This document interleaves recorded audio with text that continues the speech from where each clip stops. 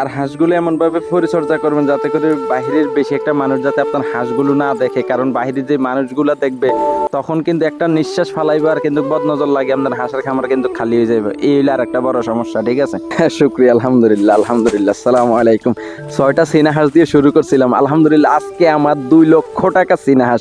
দেখুন আমি খুব সুন্দর করে তাদেরকে খাবার টাবার দিছি, তাও কোন জায়গায় সুইমিং পুল বানাই দিছিলাম। বর্তমান যে তীব্র গরম পড়তেছে মনে হচ্ছে বোম্বাই মরিচ বাইটা আমাদের শরীরে লাগাই দিছে, এত জ্বালা পোড়া, এত গরম লাগতেছে বলার বাইরে। তার উপরে কি লোডশেডিং, মানে ঠিক মতন কারেন্ট পাইতেছি না। এরপরে মানে বাহিরের যে ওয়েদার, যে বাতাস, তেমন একটা কোনো বাতাস নাই। তো সব দিক বিবেচনা করে চিন্তা করলাম যে না, এগুলা তো হচ্ছে হাঁস, এগুলা তো হচ্ছে জীব, এদের তো ভালো কিছু করতে হবে। আর কারণ হচ্ছে এদেরকে যে পানি দেয়, পানিটা বেশিক্ষণ থাকে না, আর পানিটা দেওয়ার সাথে সাথে গরম হয়ে যায়। তো মাথায় একটা বুদ্ধি আসলো যে কি হাঁসের ঘরের সাথে একটা ভালো একটা সুইমিং পুল তৈরি করে দেয়, এবং সুইমিং পুলের ভিতরে যে পানিটা থাকবে ওই পানিটা মাটির সাথে যদি কানেক্ট থাকে তাহলে ওই পানিটা কি আপনার তাজা থাকবে, একদম ঠান্ডা শীতল থাকবে। আর ওই পানিটা যদি হাঁসে যদি খায় তখন হাঁসের যে খাদ্যনালী এবং হচ্ছে নাড়িগুলো আছে একদম ঠান্ডা শীতল হয়ে যাবে, এবং হাঁসের কি ওই যে হিট স্ট্রোক করার কোনো চান্স থাকবে না। দেখুন এই তীব্র গরমে যদি আপনি একটু ভুল করেন তাহলে কিন্তু আপনার হাঁস মুরগি গরু ছাগলের খামার যা আছে সবকিছু কিন্তু একদম পুরো কি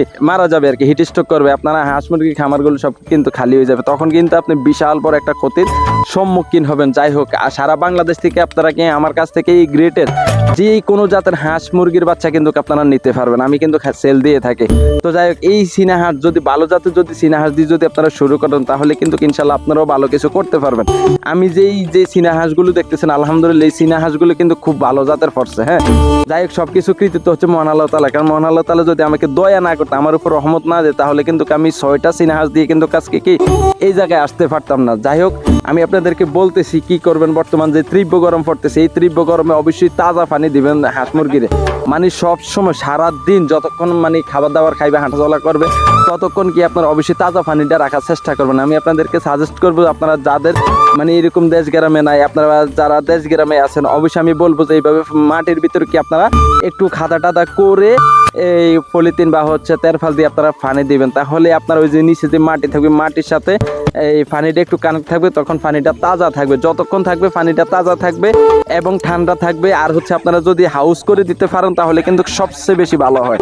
ঠিক আছে, হাউস করে দিলে কি পানি সবচেয়ে বেশি ভালো থাকবে, শীতল থাকবে। তখন কিন্তু হাঁস কিন্তু এই পানিগুলা খাইলে কিন্তু হাঁসের ভালো তৃপ্তি হবে, তখন কিন্তু হাঁসের রোগ প্রতিরোধ ক্ষমতা ভালো থাকবে এবং হিট স্ট্রোকের কোনো চান্স থাকবে না। আর আরেকটা কথা বলে রাখি, অবশ্যই আপনারা যে পানি দিবেন এই পানির মধ্যে অবশ্যই চেষ্টা করবেন দুপুরবেলা কি স্টোমাবেট বা হচ্ছে রেনালাইট, এগুলো হচ্ছে স্যালাইন, এগুলো দেওয়ার জন্য। আর হচ্ছে আপনারা অবশ্যই লাইসোবিট দেওয়ার চেষ্টা করবেন।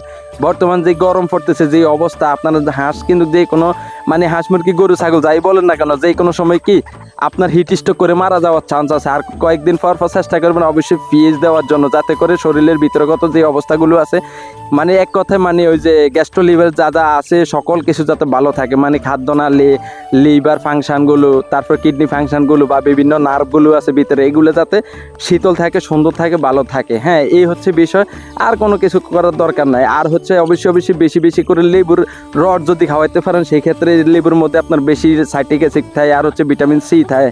তো এগুলোর কারণে কি রোগ প্রতিরোধ ক্ষমতা বেশি থাকবে, এনার্জি থাকবে, হাঁসগুলো ভালো থাকবে। আর অবশ্যই জিঙ্ক দেওয়ার চেষ্টা করবেন, এতে করে হাঁসের যেই মানে ফাঁকনাগুলো আছে এগুলো একটু লাইট করবে আর কি। তো এই হচ্ছে বিষয়, ইনশাল্লাহ সকলে আমাদের জন্য দোয়া করবেন। মহান আল্লাহ তাআলা যে আজকে আমাকে এই জায়গায় আনছে, তো আমি সঠিক পরিচর্যা করতেছি, ম্যানেজমেন্টও সব কিছু ঠিকঠাক থাকার কারণে কি 6টা হাঁস থেকে শুরু করে আজকে আমার প্রায় 2 লক্ষ টাকার কি চীনা হাঁস আছে। তো সকলে ভালো থাকবেন, ভিডিওটা শেয়ার করে দিবেন। বদনজর মানুষকে কবর পর্যন্ত নিয়ে যায়, আর হাঁস মুরগি গরু ছাগল একটু আমি আপনাদেরকে বলবো, আর আপনারা যারা অন্যদের এই যে হাঁস মুরগি গরু ছাগল অনেক হইতেছে এগুলোর দিকে তাকাই চেষ্টা করবেন বলতে যে মাশাআল্লাহ হে আল্লাহ আপনি তাদেরকে আরো বেশি করে বরকত দেন, আরো বেশি করে নেয়ামত দেন, তখন কিন্তু মহান আল্লাহ তাআলা আপনাদের সবচেয়ে বেশি কিছু বাড়াই দিবে। কারণ আপনি যদি আরেকজনের জন্য যদি দোয়া করেন তখন কিন্তু সেই দোয়া মহান আল্লাহ তাআলার কাছ থেকে কিন্তু আপনাদের কাছে আসে। ঠিক আছে, আর আপনি যদি কারোর উপরে যদি মানে হিংসা করেন বা হচ্ছে সমালোচনা করেন, তখন কিন্তু মহান আল্লাহ তাআলা আবার আপনার হলো হিংসা করবে, মানে আরেকজন হলে আপনি যে হিংসাটা করছেন ওই হিংসাটা কিন্তু আপনার উপরে পড়ব, ওই লোকের কিন্তু বেশি একটা ক্ষতি হইব না, ঠিক আছে। কারণ আপনি মাথার উপরে যদি স্যাপ মেলান তাহলে কিন্তু ওই স্যাপ নিজের উপরে পড়ে। তো অবশ্যই এটা মাথায় রেখে কাজ কারবার করবেন, হাঁটাচলা করবেন, জীবনযাপন করবেন, আশেপাশে তাকাইবেন বা মানুষজনের এটা সেটা নিয়ে কি কথা বলবেন। তো এখন তখন চিন্তা করবেন যে আপনি কি মাশাল্লাহ বলবেন নাকি ও মা গো কি তাহলে হইতে আছে, সাহস নাইতে কি জোরাম জোরাইছে সাই তার কথা, হাঁস মুরগি গরু ছাগল হইতে আছে নাকি এডি কইবেন। এইভাবে সমালোচনা করেন না, ঠিক আছে। আরেকজনের সমালোচনা করে ক্ষতি করার চেষ্টা করবেন বা হিংসা করবেন, তখন কিন্তু আপনার সব কিছু ধ্বংস হয়ে যাবে। মহান আল্লাহ তাআলা আপনারা সব কিছু ধ্বংস করবে। তারপর মহান আল্লাহ তাআলার কাছে দোয়া করি আমাদের সবাইকে হেদায়েত দান করুক, ঠিক আছে। আমাদের সবাই মুখটারে কন্ট্রোল করার চেষ্টা করুক, আমগো অন্তরটারে একটু ভালো করুক, ফ্রেশ করুক, আমিন।